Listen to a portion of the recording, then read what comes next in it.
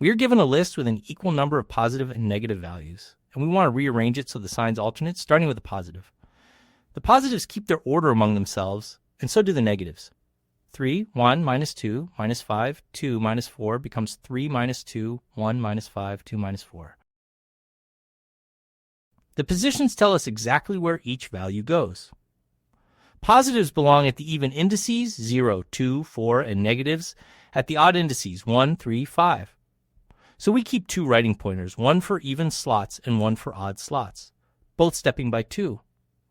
We scan the list once, dropping each positive at the next even slot and each negative at the next odd slot. Their relative order is preserved because we place them left to right. We make a result list the same size, with a positive pointer at index 0 and a negative pointer at index 1. As we scan, each positive is written at the positive pointer, and that pointer jumps by 2. And each negative is written at the negative pointer, which also jumps by 2. The signs end up neatly alternating. Let's build the 2-pointer placement and watch the signs alternate. A fresh result list with the positive pointer at the first even slot and the negative pointer at the first odd slot.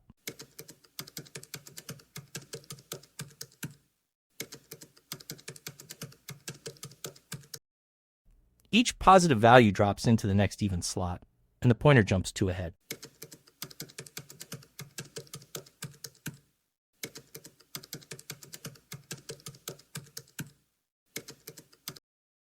Each negative value drops into the next odd slot, and we return the alternating result.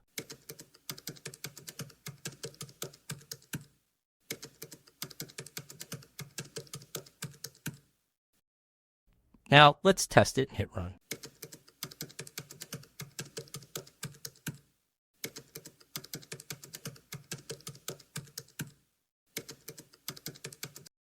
The signs now alternate, starting positive, and the positives and negatives each keep their original order. The smaller examples alternate the same clean way. For each value, we check its sign. Positives are placed at the next even slot, negatives at the next odd slot, each pointer stepping by 2. When the items run out, the result alternates. We make one pass over the list, so order n time, and we build a separate result of the same size, so order n space. An in-place version is possible, but trickier.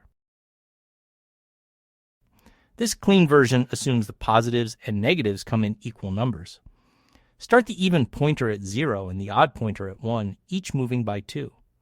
And decide up front how you treat 0, since it is neither positive nor negative.